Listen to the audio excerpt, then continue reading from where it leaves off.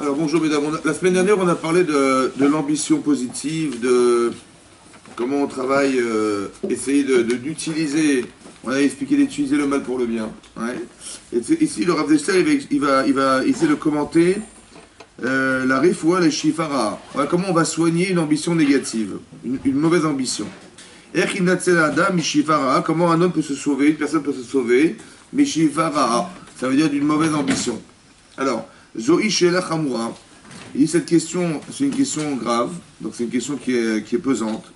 Et Ashifa Azot, oui, et Ashifa Azot, Mitoladat Ayitzerarai. Parce que cette Shifa, c'est-à-dire l'ambition mauvaise, ouais, c'est une ambition qui trouve sa source dans le Yetzirah. Ça va? Vous voyez, dans le Yetzirah, ça veut dire dans le mauvais penchant de l'homme. Alors, qu'est-ce que ça veut dire? Comment ça se traduit? Oui? La mauvaise sheifa, la bonne sheifa, la mauvaise intention, la mauvaise ambition et la bonne ambition. Par exemple, l'exemple de Korach, ouais, qu'on a vu la semaine dernière, c'est un homme ambitieux. C'est un homme qui rêve d'être le chef de la tribu de Kehat, des Lévi'im, et puis tout à coup, il se rend compte qu'on ne l'a pas nommé, alors qu'il avait construit logiquement ce principe en espérant qu'il soit chef de tribu de Kehat parce qu'il est un descendant de Lévi. Et il trouvait logique que Kehat, qui c'est son grand-père, il a eu 4 enfants. Ouais, il a eu 4 enfants. Il a eu Amram, qui était le premier enfant de Kehat. Ouais. Et Amram, il a eu 2 enfants qui étaient Aaron et Moshe. Donc il a trouvé logique qu'Aaron soit Kohen Gadol et Moshe soit le roi d'Israël. Évidemment, c'est ça. Mais après, lui qui étant fils de Yitzhar, qui était le 2e enfant de Kehat, il trouvait logique que c'était lui qui devait être le chef de la tribu, non? Ouais. Et tout à coup, on a nommé son cousin. Donc il avait une ambition énorme. Ouais, qui a été frustré parce qu'on ne l'a pas nommé chef de tribu. Il faut croire que, explique Rachid là-bas, que tout ça, c'est issu de la jalousie. Ouais. Il s'est trouvé une logique, en fait, qui l'arrange. Parce que la logique de penser que c'est une filiation familiale, c'est une logique qui s'est inventée tout seul, ça va. Alors que, en fait, peut-être c'est dû à la compétence, chacun il a des compétences. Et Hachem a choisi la compétence de son cousin qui était Itzavan Benouziel. Et lui, non, c'est pas la compétence, c'est la filiation. Ça va? Il s'est rentré dans une logique. Mais la logique, il s'est inventé tout seul. C'est-à-dire que le cerveau qui ambitionne et le cerveau qui va organiser la logique qui fait qu'il se retrouve dans la bonne position, c'est une logique de besoin. Et cette logique de besoin, c'est pas une logique de donner, c'est une logique de prendre. Et quand on voit qu'on est capable de prendre à soi des choses, ça, c'est forcément issu du Yetzer. Le mauvais penchant de l'homme. Ça veut dire que, très intéressant de comprendre que l'ambition, ouais, que la personne a, elle n'est pas forcément issue d'elle-même. Quand elle est négative, elle est issue d'autre chose. Comme si il y a quelque chose qui pensait en nous, qui désirait en nous, qui n'était pas nous, mais qui avait envie d'assouvir un besoin personnel, et ça va se traduire par une ambition négative. Comment je veux savoir si elle est positive ou négative? Ça dépend si c'est pour prendre ou pour donner. Vous avez compris? Si c'est pour prendre à soi un pouvoir, ou alors d'éliminer quelqu'un pour avoir à la place de l'autre, etc., c'est forcément négatif. Mais si c'est dans l'ambition, c'est pour donner. Et si j'ai, tant mieux. Si j'ai pas, c'est pas grave. Dans cette ambition-là, c'est sûr qu'elle est positive. Et là, elle a de l'avenir. Et là, on peut la traduire comme quelque chose de positif en soi. Vous avez compris? Comment ça se traduit intellectuellement? C'est de savoir, si je vois que ce que je désire avoir va être obligé pour s'accomplir d'éliminer ce qui est autour de moi, c'est forcément négatif. C'est pas issu de moi, c'est issu du Yetzer. Dans le cas de Korach, un peu, c'est beaucoup la faute de sa femme. C'est vrai, c'est vrai. Un peu fofolle, c'est vrai. C'est pour ça qu'il faut bien s'entourer. Khazak, vous avez raison. Hein? Pardon? Il faut bien s'entourer. Il faut choisir la bonne. Maintenant, si vous dites que si maintenant j'ai, oui c'est bien, mais si j'ai ou j'ai pas, Ouais. c'est plus l'ambition, Si, l'ambition c'est d'atteindre quelque chose. Si vous oui, l'avez si atteint, j'ai tant pas, mieux. c'est pas grave, vous avez dit. Quand je dis c'est pas grave, ça veut dire j'ai atteint quelque chose ou pas? Malgré tout, j'ai atteint quelque chose? Ah oui, d'accord. Eh ben c'est tant mieux, c'est ça qu'il faut dire. C'est pas se dire ah bah tiens tant pis, ou dire ah c'est dommage. Ouais, ou je dis ah mon cher vieux, mais qu'est-ce qu'il a fait d'avoir nommé mon cousin, mais et moi alors? Vous avez compris? Quand on raisonne comme ça, c'est qu'on est forcément dans un problème. Le problème qui va se traduire par de la jalousie, de l'ambition mal placée, d'être envieux des autres. Lorsque la Torah dit qu'on n'a pas le droit l'otachmod d'envier les gens, ouais, d'avoir de la haine, de la jalousie, c'est forcément parce que ça n'a pas d'avenir. Si la Torah nous dit que c'est interdit, c'est pas parce que la Torah vous embêter, ouais. C'est pas parce qu'Hachem il n'est pas content, pas parce qu'Hachem il est jaloux, je sais pas, ouais. C'est qu'il pense que quand c'est issu de la jalousie, il y a forcément quelque chose qui va arriver de négatif dans ma vie. parce que je vais devoir éliminer tout ce qui est autour de moi, mais en vérité, je ne me rends pas compte que quand j'élimine la volonté d'Hachem. C'est ça la source de la mauvaise... Ouais, c'est la mauvaise sheifa, la mauvaise ambition. Hein? La jalousie, c'est la source. Je pense, ouais, la jalousie, la haine, et tout ça, ça fait partie de ce qui doit... Si j'ai un sentiment de jalousie ou de haine, c'est que c'est forcément pas bon. Ça y est, je le sais d'avance. Vous avez compris? Parce que ce que j'ambitionne d'avoir, je suis obligé d'éliminer les autres. C'est pas normal. Comme si Hachem, il s'était trompé. Parce que c'est moi qui ai décidé que c'est ça que je dois avoir, et donc je vais être obligé d'éliminer les gens pour avoir ce que j'ai besoin d'avoir. Donc comme le Lachonara. Le Lachonara, c'est pareil. Je vais devoir dire du mal des gens pour avoir de la place. C'est pas possible. Ouais. Pour me sentir fort, je vais être obligé de dire que les autres sont nuls. Et c'est un problème, vous avez compris? Donc c'est obligé d'éliminer pour vivre. Ouais. Buvez. Alors, Aval Chachmenu Zalakdoshim. Mais non, qu'est-ce qui fait marquer? Donc ici, marque le Zé.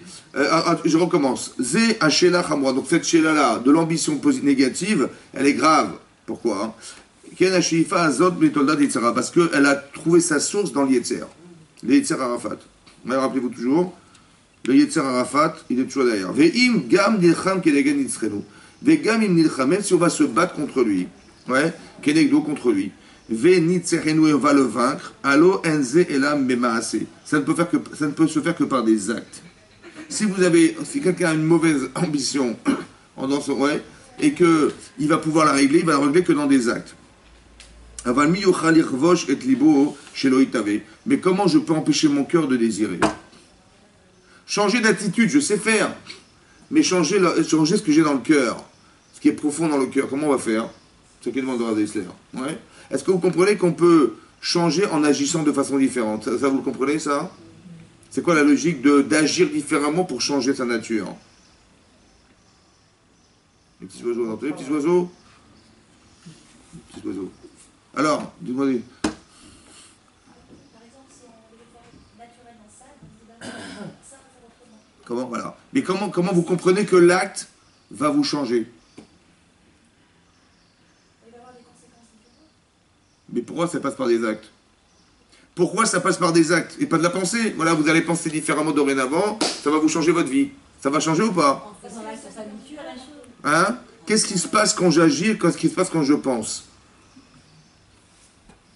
Pourquoi il ne suffit pas de penser pour penser juste, comme ça je vais agir juste?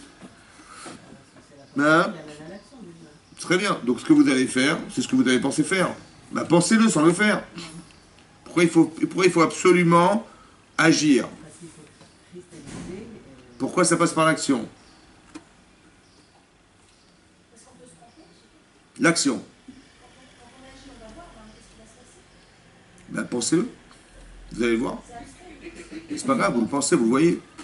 Qu'est-ce que ça change d'agir? Qu'est-ce que ça change de faire? Ça dépend.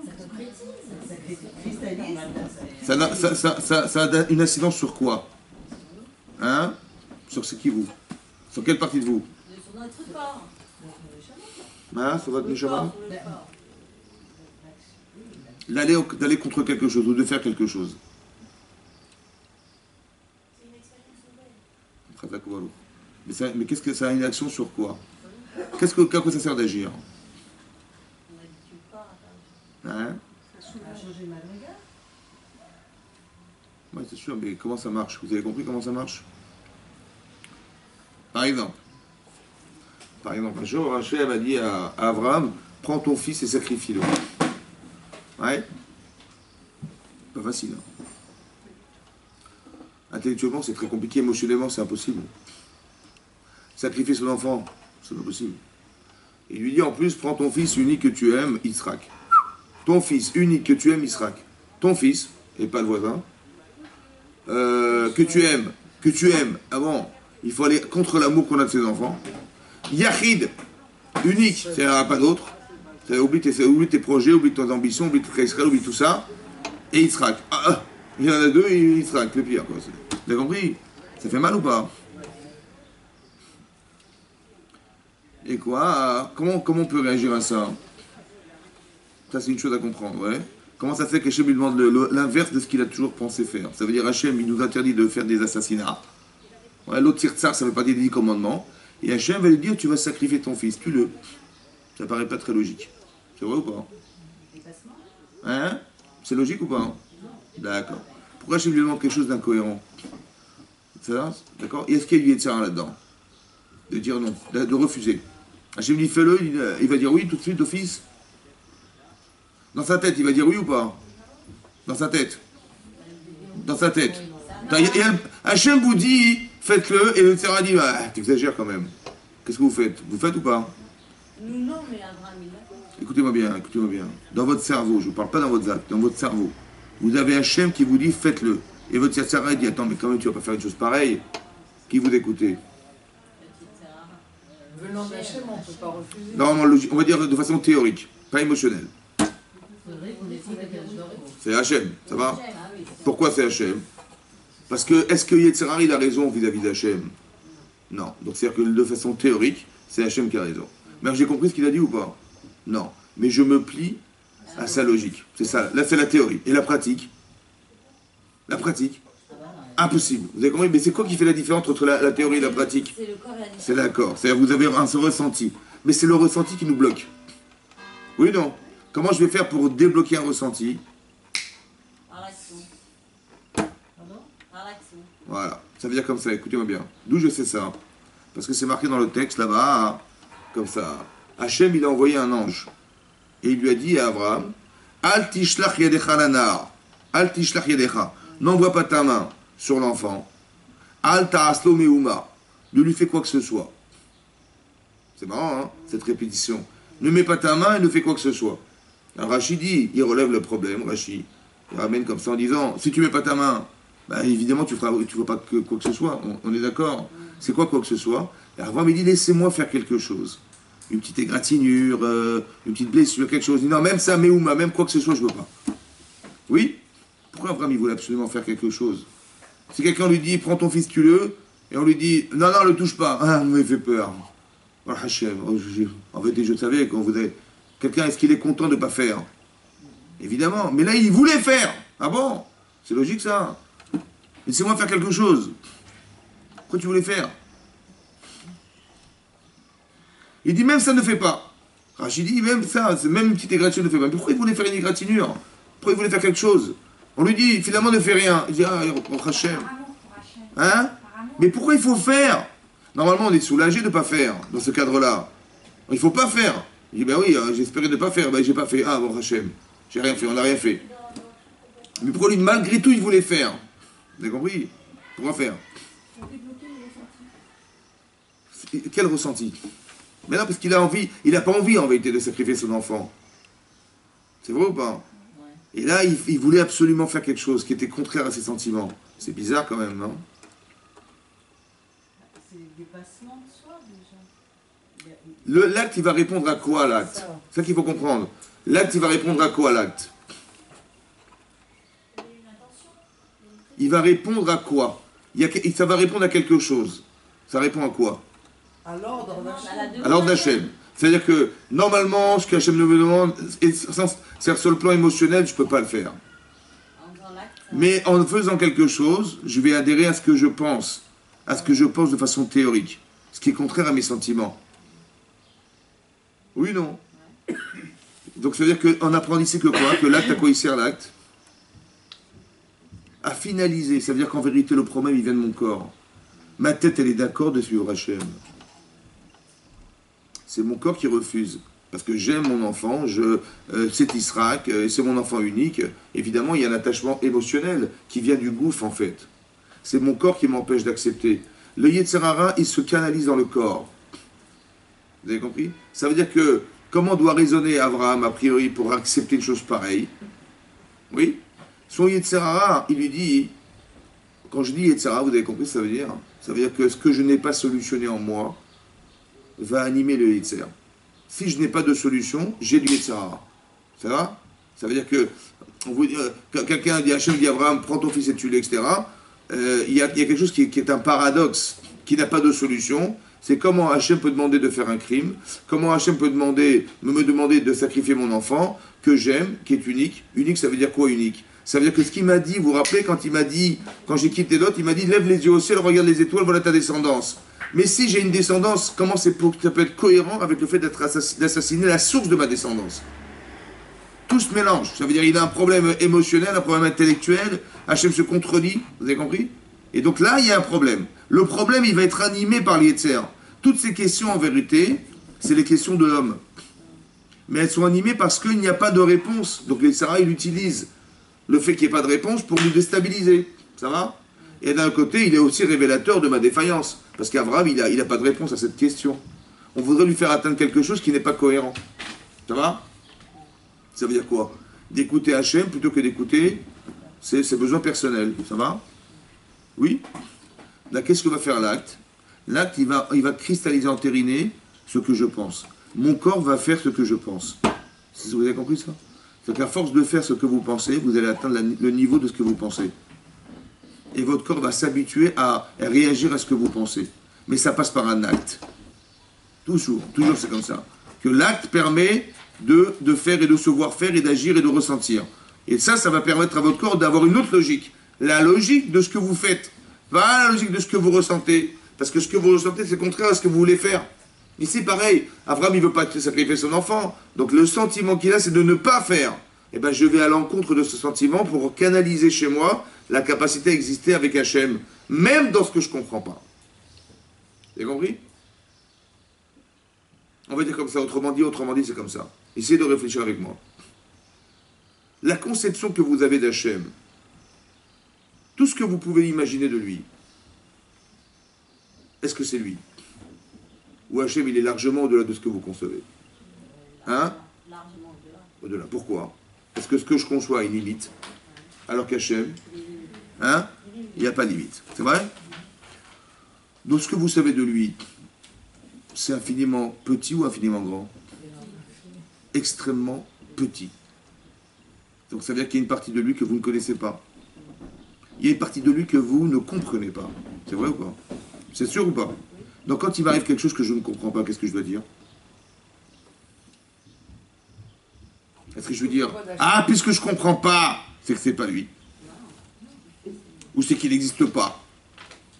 Ou je veux dire, évidemment, que si j'ai pas compris, c'est que c'était lui aussi. Non? C'est sûr ou pas? Quand ça va contre moi, je veux dire, ben, comment il a osé faire ça? Si c'est pas comme je pense, c'est qu'il n'existe pas. Vous avez compris ou pas? Comment moi j'ose penser que ce que je comprends pas, hein, c'est forcément pas lui? Ça va? Ça veut dire que par le fait d'avoir fait la Akedat Yitzhak, on a compris qu'Hachem, il existe au-delà de ma conscience et de ma connaissance de lui. Parce qu'Hachem, il est largement au-delà de ce que je peux concevoir. Laissez-vous le droit de croire qu'Hachem existe au-delà de ce que vous croyez. Pourquoi faire? Parce qu'un jour, on va le retrouver ou pas? Mais si je retrouve Hachem à la fin de ma vie, dans ce que je crois de lui, combien je vais retrouver de place? Il n'y a pas grand-chose. Alors pour le rendre éternel, il faut que j'arrive à le concevoir dans ce que je conçois, et aussi d'accepter dans ce que je ne comprends rien. Parce que comme ça, Hachem, il est largement dans l'éventail de ce que je sais de lui. Alors que si je l'accepte que dans ce que je crois, je vais retrouver un petit bon Dieu comme ça, avec une croix et une... Vous avez compris ce qui va se passer? C'est ça, vous avez compris? C'est ça, c'est ça. Et donc il faut accepter de faire des actes qui ne sont pas logiques forcément. Pourquoi? Parce que grâce à ça, je vais pouvoir permettre à ma conscience d'exister avec Hachem dans toute l'ampleur de son existence. C'est pour ça que des fois on dit Gamsou ne et pas se Torah. poser trop de questions. Que le dimanche. Que le dimanche. Parce qu'il faut se questionner dans la vie. Mais c'est vrai, vous avez raison. Des fois, il m'arrive quelque chose, et je dois dire pourquoi. Après, je dois dire je ne me pose pas de questions. Il faut se poser des questions. En vérité, il faut poser la question, mais la réponse, ça serait quoi la réponse?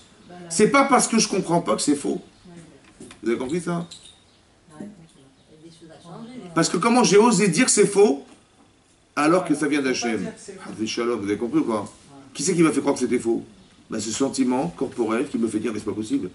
C'est trop dur, c'est trop machin, je sais pas quoi, c'est trop cruel, c'est trop... Vous avez compris? D'accord? C'est ça que le Rav Dessler explique. Il faut que ça passe par un acte. Mais comment je vais réussir à solutionner ce que je ressens? C'est ça qu'il dit. Ouais, dans mon cœur. Aval chachmenu zal akdoshim. Par contre, nos sages, zichronam livracha, akedoshim, qui étaient des gens kadosh, gilou lanu et ze beba amaram. En fait, ils nous ont dévoilé cette chose-là dans ce qu'ils ont dit. C'est quoi la solution à ce problème? Comment on solutionne ce genre de choses? Alors c'est marqué dans la Gemara dans Sanhedrin, Daf Kuf Zayin. C'est marqué comme ça. Masbi'o Raev. Masbi'o. C'est quoi Seva? Ve'achalta ve'savarta. Rassasié. Si tu le rassasies, tu l'affames. Le désir, si tu le rassasies, tu dis voilà, allez, encore un peu de tava, un peu de machin, hein, et ben c'est là que tu vas l'affamer. Par contre, Marivo Savea. Par contre, si tu l'affames, tu vas le rassasier. C'est incroyable. Ton Yetzirah, plus tu l'alimentes, et plus tu l'affames. Il est encore plus fin. Et plus tu l'affames, et plus tu le rassasies. Ça veut dire qu'il ne pourra plus avoir d'implication sur toi.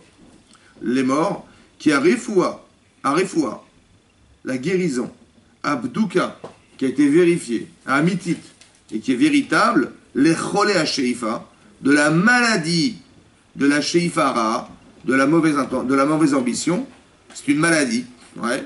Il dit Ta'ava de Koach Hanetila. La Ta'ava du Koach Hanetila. Le plaisir et le désir de prendre. Tout ça, c'est que de la source de prendre. Ça va? Le Yetzirah n'a de réalité qu'au fond dans le désir de prendre. Je veux avoir à moi. Ça va? Maintenant, il dit comme ça. Il dit Ve'i le refouat et areavon. Donc, comment je vais réussir à amaigrir ce désir? Bereavon atzmo. En l'affamant lui-même. C'est incroyable. Mais comment j'arrive à l'affamer? Si vous privez un enfant de plaisir, qu'est-ce qu'il va faire? Vous l'affamez. Ben, il va tout le contraire. Il va se révolter. Oui ou non? Parce qu'il y en a marre. On peut s'amuser quand même le dimanche. Ouais. Donc comment ça se fait? C'est quoi? Qu'est-ce qu'il veut dire le Rav Dessler? En disant je vais affamer mon Yetzirah, mais c'est l'inverse. Il dit Klalou. Araev et Tzirecha. Affame ton Yetzirah. Veit badel mincha, il va s'éloigner de toi. Alors comment ça se passe? Attention. Vetakel troufat areavon. Vatakel, elle va s'alléger, elle va être plus facile. Troufat, le fait de soigner le réavon, azot, la tzadik. C'est plus facile pour un tzadik de soigner ce réavon, ce désir de prendre. Pourquoi? Bizicho kilo itardu, en se souvenant qu'on ne peut pas itached, associer la netila et la netila. On ne peut pas associer les deux. C'est incompatible. On ne peut pas être un donneur et un preneur. Incroyable. Vekolzman, asher lo ipared à Adam. Vekolzman, tant que lo ipared ne se séparera pas, Adam l'homme, mikoach hanetila, du pouvoir de prendre, les gamrés, complètement, loï les noten, il ne sera pas un donneur. Ouais. Loï babek bemidat bor'o. Il ne pourra pas s'attacher, comme c'est marqué dans le Pirkei Avot, à la qualité d'Hachem que d'être un donneur. C'est une mitzvah, ve'alarta bidrachav. Il y a une mitzvah de ressembler à Hachem. Est-ce qu'Hachem y prend? Est-ce qu'Hachem il a l'intérêt d'avoir créé le monde? C'est lui qui donne. Est-ce que vous avez intérêt à avoir des enfants? Bien sûr. Un intérêt. C'est Un intérêt. Non. Non. Donc quand vous avez des enfants, à qui vous ressemblez? Hachem. Parce que Chesed, vous faites que donner en permanence. Qu'est-ce que vous prenez? Vous prenez que la satisfaction de voir que vos enfants ont fait de vous des gens respectables parce que vous avez des enfants qui ont été bien éduqués, ouais, d'accord, qui sont dans la Torah et les mitzvot, donc vous êtes fiers de ça, oui, non? Et vous récupérez que de la fierté c'est spirituel. Et qu'est-ce que vous récupérez d'autre? Hein? À part des nerfs, à part de perdre ses cheveux, à part de... Qu'est-ce qu'on récupère? Rien. Vous avez compris? Vous prenez rien, vous faites que donner en permanence. Hachem, quand il crée le monde, il n'a aucun intérêt que l'intérêt de nous permettre d'exister. Vous avez vu combien il a investi ou pas? Hein? C'est énorme ce qu'il a fait. Énorme. Que dans l'intérêt de donner. Ça veut dire que vous avez compris que si je veux prendre, de quelque manière qu'il soit, je vais nourrir mon Yetzirah. Est-ce que c'est clair? Pour ça que les équipes ont moins de problèmes. Vous avez compris ce qu'il est en train de dire, Rav Dessler? Il est en train de dire, il ne faut pas essayer de se battre contre les Yetzirah. Hein? Il faut essayer de créer quelque chose d'autre qui fait qu'il n'existe plus. Mais de quelle manière? C'est quand j'ai tellement envie de donner que j'ai plus de Yetzirah à prendre. Je n'ai plus de Yetzirah de prendre. C'est pas d'aller contre, de dire ah il faut que j'arrête de prendre, il faut que j'arrête de penser qu'à moi, il faut que j'arrête de. Non, c'est pas ça qu'il faut penser. Il faut dire mais que l'intérêt c'est l'autre. Par exemple dans la paracha de Vaïra, ouais, on a vu une chose incroyable, qu'Avram Avinu à force de faire l'hospitalité, hein, il est capable, Avram Avinu, de faire la Brit Mila. Au 3e jour de la Brit, il a une douleur effroyable. Et malgré la chaleur, qui était exceptionnelle, parce qu'Hachem, il a sorti le soleil de son enveloppe, Yatsa Hamamin Artika, ça veut dire qu'on a carrément enlevé la couche d'ozone. Il n'y a plus de couche d'ozone, ça va? Donc il y avait une chaleur torride sur la terre. Et il y avait la chaleur et la douleur, et quand même, Abraham, il est devant sa porte, il attend les gens arriver. Il est personne, il est en peine de voir qu'il ne peut pas faire du chesed. Mais comment on peut être en peine, pas de soi, mais des autres? Avec la douleur et la chaleur, il est en peine de ne pas recevoir des gens. Il est comme ça, il attend, mais il n'y a personne, hein, il a de la peine. Il a de la peine, mais pense à toi. Non. Il n'est pas dans le corps Hanetila. C'est-à-dire de penser à soi, c'est d'être dans le corps de prendre. Il est dans l'intérêt des autres. Comment il a fait? Comment malgré la douleur? Il n'est pas préoccupé par la douleur qu'il a personnellement, mais il est préoccupé par la douleur qu'il a émotionnellement de ne pas recevoir des gens. Ça veut dire que sa pensée, elle est au-delà de son corps. Vous avez compris ça? Comment c'est possible? C'est possible. Parce qu'à force de faire du chesed, ouais, à force de donner de soi, à force de passer du temps pour les autres, eh ben, il n'y a plus de place pour les tiers. Il n'y a plus de quoi Hanetila. Vous avez compris ce qu'il dit dans Rav Dessler? Que le tzaddik, c'est plus facile. Et c'est un principe de base qu'il faut comprendre. En fait, on ne se bat pas contre les tiers. Je pense qu'il y a une erreur de croire qu'il faut se battre contre. Il faut simplement évoluer. Et lorsqu'on évolue, on n'a plus d'Yetzer. Ça veut dire qu'on a répondu à quelque chose qui fait de nous des êtres différenciés. Et à partir du moment où on est différente, alors on n'a plus d'Yetzer d'hier. Quand on dit des gens qui ont évolué, ouais, quand vous voyez vos âges, et vous voyez comment vous raisonniez il y a 10 ans, ou il y a 15 ans, ou il y a 30 ans, ou il y a 40 ans, ou 50 ans, eh bien vous n'êtes plus la même personne, non? Est-ce que l'Yitzhara des 40 ans, il est le même qu'aujourd'hui?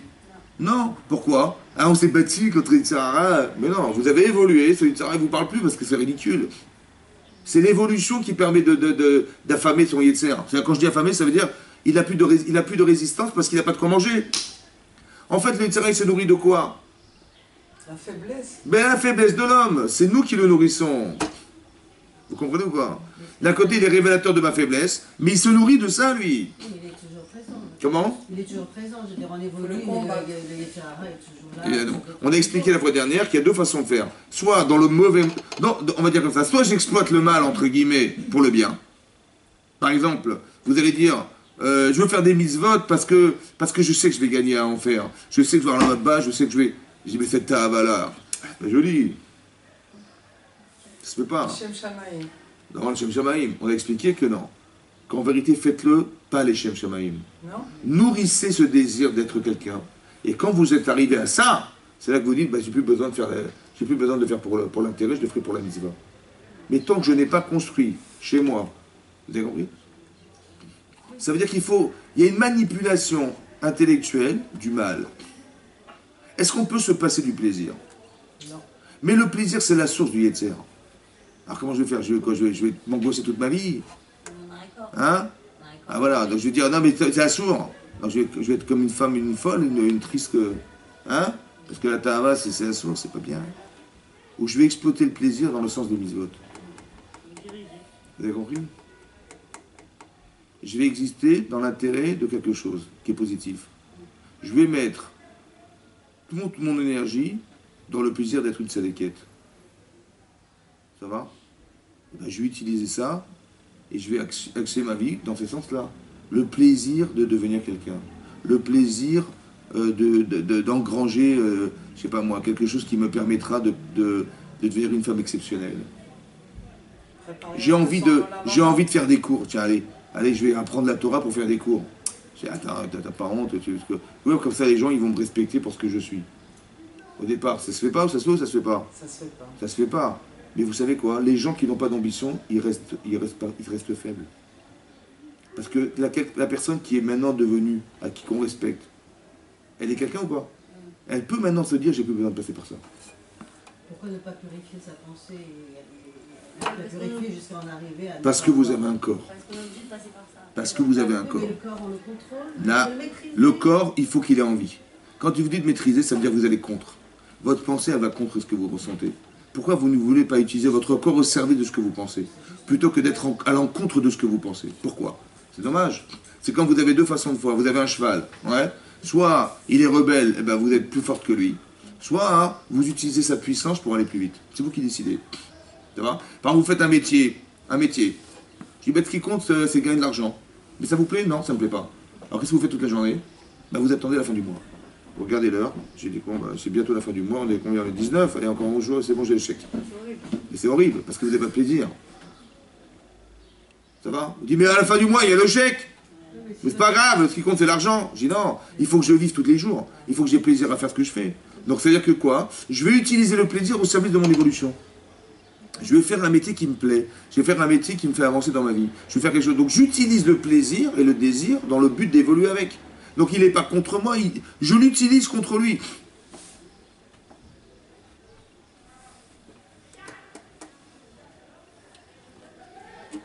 Vous avez compris ça?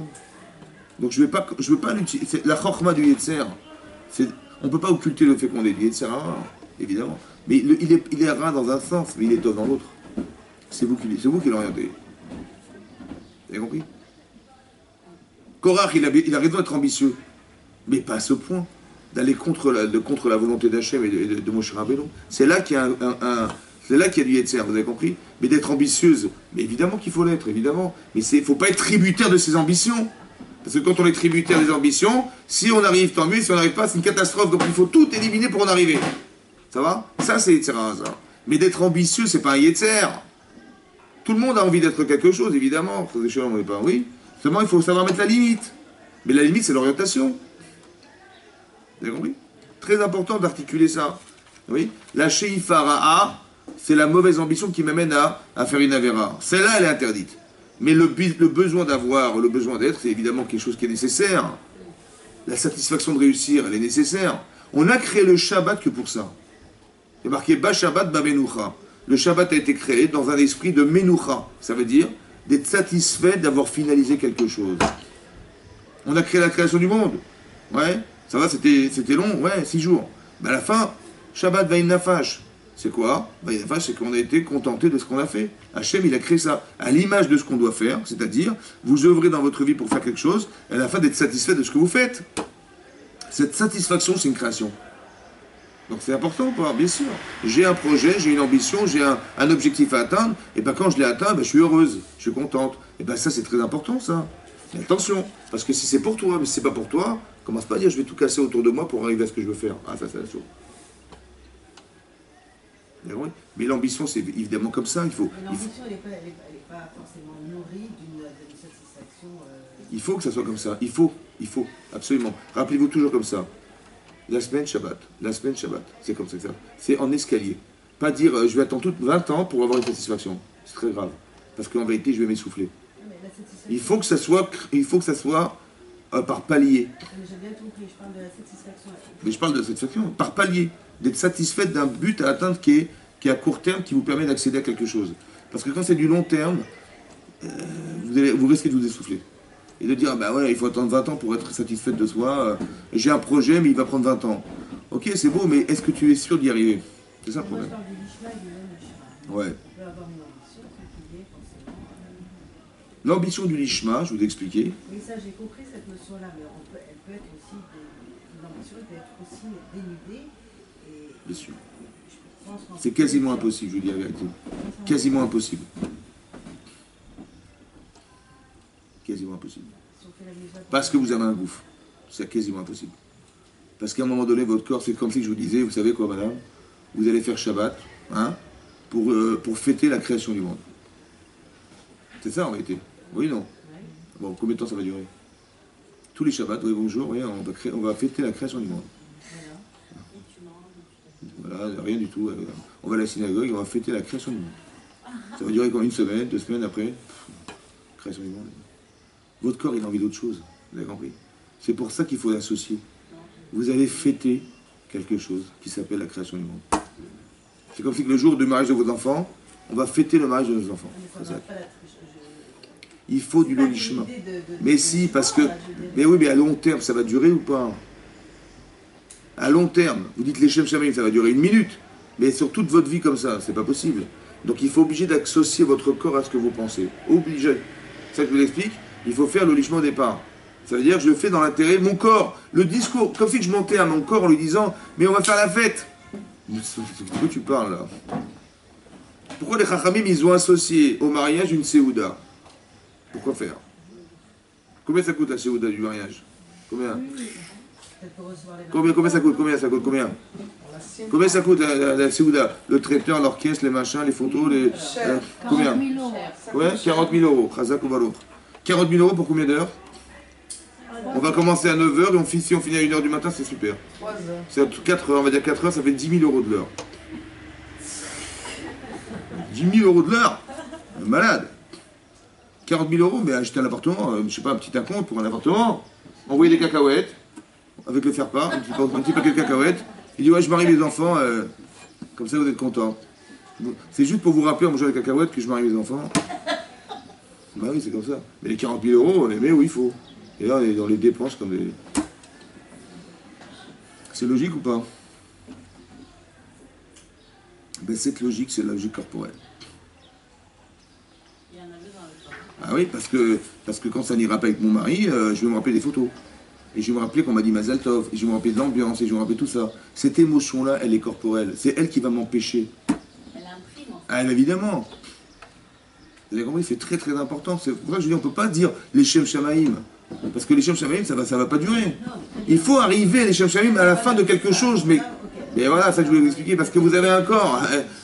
Qu'est-ce qu'on va se rappeler? On va se rappeler du bonheur d'avoir vécu quelque chose de fantastique, la roupa, les émotions, je sais pas, l'adrénaline, tout ce qu'il y avait, les mazatov, les chants, voilà ce qu'on va se rappeler.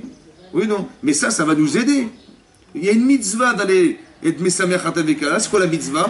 C'est de lui dire Chazak. Ta femme, elle est superbe, et toi, tu es superbe, etc. De dire à son mari, à sa femme, voilà, vous êtes superbe. Mais c'est ça qu'ils vont retenir. Parce qu'ils vont dire, ah bon, super, bon, bah, t'as vu comment elle est, machin. Je dis, ouais, mais ils m'ont dit super, je vais y réfléchir. Mais c'est ça que ça va permettre, ça va enlever le yetzer. C'est comme ça. Non, vous n'êtes pas d'accord? Mais dites oui. Bon. Ben, c'est ça qu'il explique en destin. Moi, j'ai rien dit, hein, je vais juste commenter. Hein. Alors, Vega, on y va. C'est ça qui est marqué. Donc, comment je vais l'affamer? C'est pas en l'écrasant. C'est en faisant autre chose. Comme si vous étiez dérangé de prendre. Vous avez compris ce que je veux dire? Il faut arriver au sentiment. Quand vous dites, je peux plus maintenant. Quand vous avez fait tes chouvas, on vous dit, bah, tiens, rappelle-toi, tu te rappelles les grillades à Deauville Shabbat. Des odeurs, on était libres, on a fait cuire des grillades Shabbat. Je dis, attends, de quoi tu me parles? Je peux plus. Vous avez compris? Quand vous dites, je peux plus vivre ce genre d'expérience, vous avez affamé votre Yetzirah. Parce que vous avez vécu tellement de choses belles Shabbat, que le fait d'avoir vécu ce Shabbat-là, pour vous, c'est impossible de le transgresser, c'est plus possible. Vous l'avez affamé, parce que vous avez rempli autre chose qui va... C'est pas qu'on a été contre, vous avez compris ce que je veux dire? C'est que le contraste entre ce que lui vous propose et ce que vous vivez, ça peut plus se faire. Hein? Mais j'ai compris, mais encore une fois, c'est pareil, c'est le même système. On va pas forcément aller contre lui, ouais. On va essayer de créer quelque chose qui, en opposition, me fait dire que c'est plus possible. J'ai même honte d'y penser. Ça va? C'est comme ça qu'on va l'affamer. Il faut plus qu'il y ait de place. Mais pour avoir ça, il faut soit des réponses à la question que le Yetzer vous pose. En vérité, la question que le Yetzer vous pose, c'est la vôtre. Bah oui, c'est la vôtre. Le Yetzer Hara, c'est vous, en fait. C'est ce que vous n'avez pas solutionné qui alimente le Yetzer. Non? Vous n'êtes pas d'accord? Mais pourquoi on doit l'écouter? On l'écoute pas. Très très bien. Mais c'est vous qui a posé la question, en fait. Quand Abraham, il dit, Hachem lui dit, prends ton fils et tue-le, il dit, mais je peux pas. En vérité, on dit, Rachid, c'est que c'est Yetzer Hara. Mais non, c'est lui qui pense. Oui, non. Alors, il est où le Yetzer Hara là-dedans? Ben lui, il est rat parce que ce que je ressens est contraire à ce qu'on m'a dit. C'est ça le Yetzer Hara. C'est vrai, vous avez compris, c'est ça le Yetzer Hara. Quand on dit, ah mais je pourrais jamais. Comme des gens, ils travaillent Shabbat, ils font les gros bénéfices se font Shabbat. Il dit, mais vous savez, il faut arrêter de travailler Shabbat. Hein. Attends, mais j'ai pas compris, mais comment tu veux que je fasse? C'est la journée où il gagne. Il dit, mais c'est en quoi c'est Yetzer Hara? Ben oui, c'est la journée où il gagne le plus. Mais comment c'est Yetzer Hara? Parce qu'Hachem il m'a dit fais Shabbat, et moi je sais que le budget de mes recettes c'est Shabbat. Comment je vais réussir à accepter ça? Vous avez compris? Il est rat. C'est-à-dire cette volonté d'aller contre Hachem, c'est les rats. C'est ça qui est rat. Comment tu peux juger et estimer que Hachem, quoi, il s'est trompé? Et juste le Shabbat, on gagne plus d'argent que la semaine. Ah, c'est incroyable quand même. Ouais. Alors qu'est-ce que je fais maintenant? Vous avez compris? Ben, c'est Yetzera, ça veut dire que j'ai pas de solution. Comment je vais faire pour vivre demain sans ce budget-là? Vous avez compris? C'est en ça que j'ai. Et ça, ce sentiment, il remet en cause la volonté d'Hachem. Il est rat, ce sentiment. Il est ici du rat. Parce que je n'ai pas de solution. Mais si je trouve une solution, ben, j'ai pas de problème. Vous avez compris? Donc ça veut dire qu'il faut soit solutionner le Yetzer, soit l'utiliser dans un but particulier, qui va dans le sens des mitzvot. Vous avez compris? Ou alors, faire autre chose qui va contrecarrer ce que vous ressentez. Quand vous mettez en opposition ce qu'on vous propose et ce que Sarah vous propose et ce que vous devez vivre, vous dites, mais il n'y a pas photo, évidemment, je n'écouterai jamais. Parce que vous êtes devenu quelqu'un d'autre. C'est comme ça qu'on fait, comme ça qu'on va éliminer le Yetzer. Ça veut dire comme ça qu'on va enlever, on va affamer le Yetzer. C'est ce que dit le Rav Dessler. Vous voyez, le tzaddik, c'est plus facile. Gami, avec un vatakel terufat areavod azot les sadiques, bizichro kilot it ardu anitila ventila. Jamais je ne dois associer les deux, d'accord? Vegam michelo igia al madrigat tzadik. Même celui qui n'est pas arrivé au degré du tzadik, pour lui, on peut pas prendre, on peut que donner. Ouais. Même s'il n'est pas arrivé à ça, qu'est-ce qu'il doit faire? Yassim al-libo. Il placera dans son cœur qui bechaloto et achole anitila chayav enan chayim. Que si il va placer sa vie dans le fait de vouloir prendre, sa vie n'est pas une vie. Ki tovlo lisvol raev morat, il vaut mieux supporter un peu de famine de prendre, mais Asher yares, plutôt que de détruire, et kol osher chayav, tout le bonheur de sa vie. D'un côté, je vais kiffer à prendre un peu des autres. Ça va? Mais d'un côté, ça va détruire ma vie. Parce qu'à force de prendre, finalement, vous avez compris, je n'existe plus. As taquel arifoua. C'est-à-dire qu'il y a deux façons. C'est d'avoir peur de prendre parce que j'ai peur de rater ma vie. Je vous ai dit une fois que c'est pas par hasard qu'Hachem a dit à Adam, oui, après qu'il ait créé l'homme, il a dit Lotov iyot Adam levado. Ce n'est pas bien d'être seul.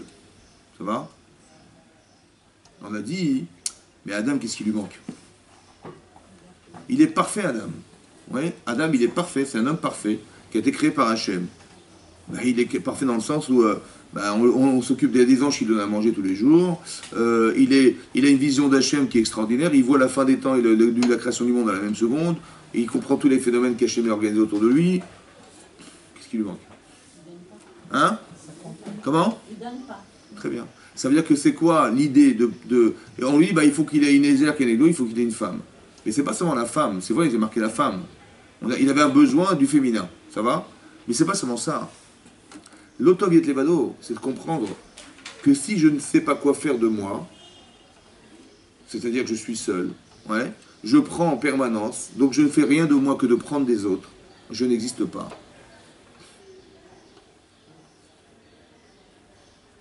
Ça veut dire qu'on n'est pas existé. Ça veut dire que tout ce que je suis n'est pas en éveil.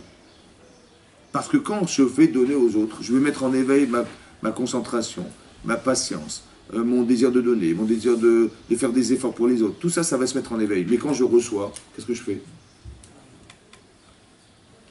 Rien. Vous comprenez ou pas? L'otov yot levado. Ça veut dire ne crois pas que tu es quelqu'un parce que tout ce que tu es, on te l'a donné. Tout ce que tu es, on te l'a donné. Alors qu'est-ce que tu es? T'es rien. Par contre, quand tu réagis à ce qu'on te donne, qu'est-ce que tu fais de toi? Ça, c'est différent. Pour ça, il faut donner. Vous comprenez? Je passe du temps, de la patience, je donne de moi à ce qui existe. Ouais. Je fais de moi quelque chose. Là, je deviens cohérent. Donc, c'est-à-dire que plus j'exerce quelque chose qui s'appelle donner de mon temps, donner de ma patience, donner de mon intelligence, donner de mon argent, et je fais quelque chose qui me fait exister.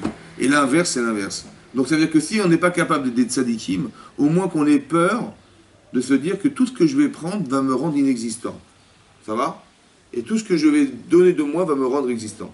Ça veut dire que exister, c'est vivre à l'extérieur. L'otov yot levado, ouais, ça veut dire que ne pas être seul, ça veut dire dans la tête, ne pas être seul dans la tête, de croire qu'on est satisfait de ce qu'on est. Mais ce que tu es, de toute façon, c'est quoi? C'est que le produit de ce qu'on t'a donné. Hachem, il t'a créé, donc qu'est-ce que tu es?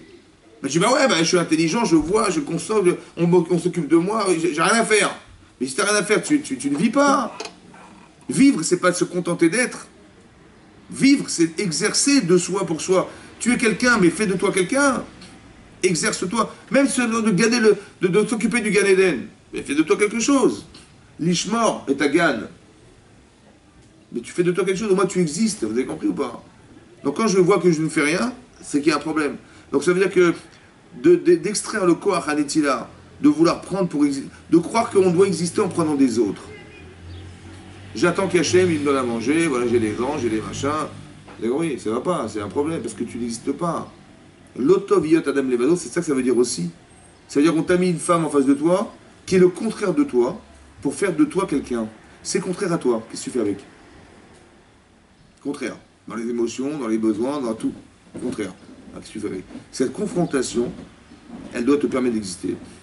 Autant que tu as comme par hasard une neshama et un corps. Comme par hasard, ta neshama, elle a des besoins que ton corps n'a pas. Et comme par hasard, ton corps, il a des besoins que ta neshama n'a pas.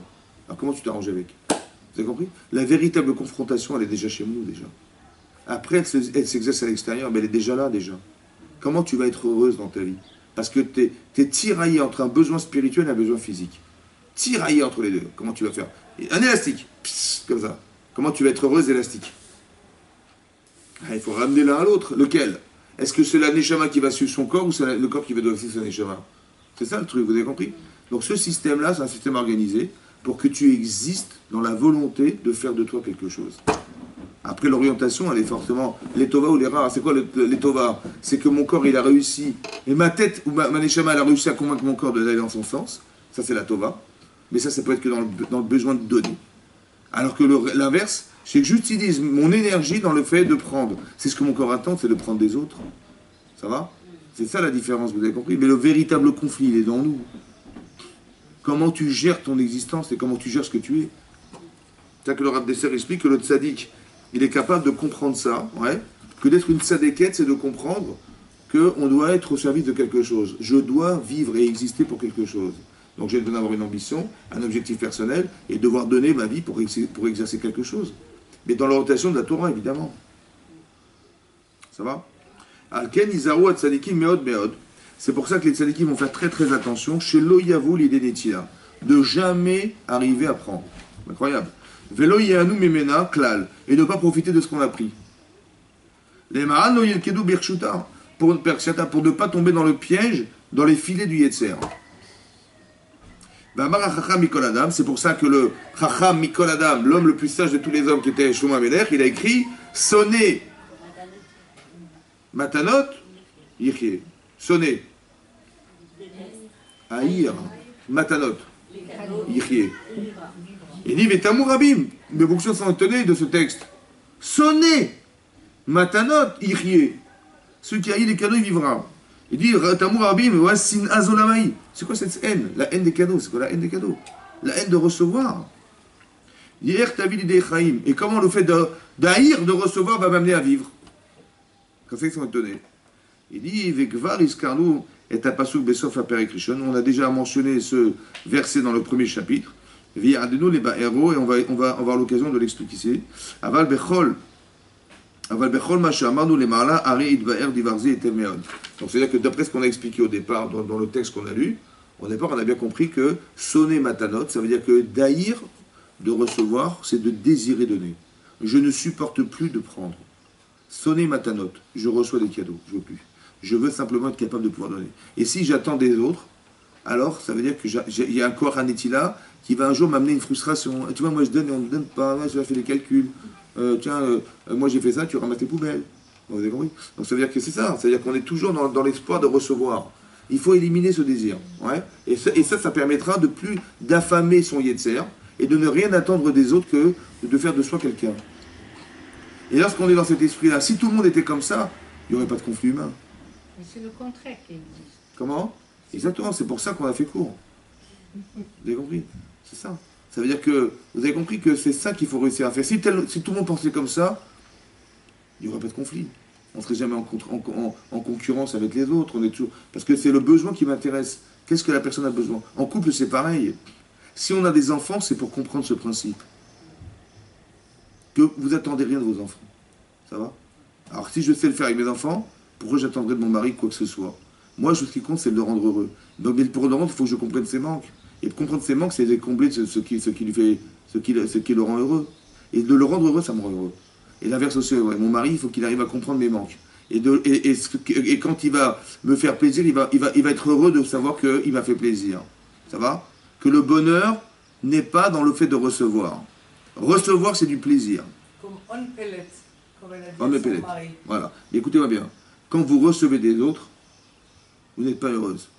Vous avez du plaisir. Le plaisir de recevoir. Le bonheur, c'est celui de donner. Quand vous voyez ce que vous faites, quand vous retrouvez chez les autres tous les efforts que vous avez fournis pour faire atteindre quelqu'un dans quelque chose, c'est du bonheur. Ça va? Quand vos enfants ont réussi, vous êtes heureuse. Alors qu'ils ne vous ont rien donné. Ça va? Et lorsque vous leur donnez quelque chose, il faut qu'ils arrivent à la reconnaissance. Mais la reconnaissance, c'est un plaisir. J'ai eu plaisir, et ben je ne sais pas comment je vais te rendre, et donc je vais te rendre quelque chose parce que j'ai eu du plaisir, j'ai eu plaisir. Je ne suis pas heureuse de recevoir. Les enfants ne sont pas heureux d'avoir reçu. Non, ils ont eu plaisir à avoir. Maintenant qu'ils ont plaisir, ils ont au moins la reconnaissance d'avoir eu ce plaisir procuré par ce que vous avez donné. Alors ils vont vous rendre le plaisir. Ça va? Mais c'est pas ça le bonheur. On ne reçoit pas de bonheur en recevant des autres.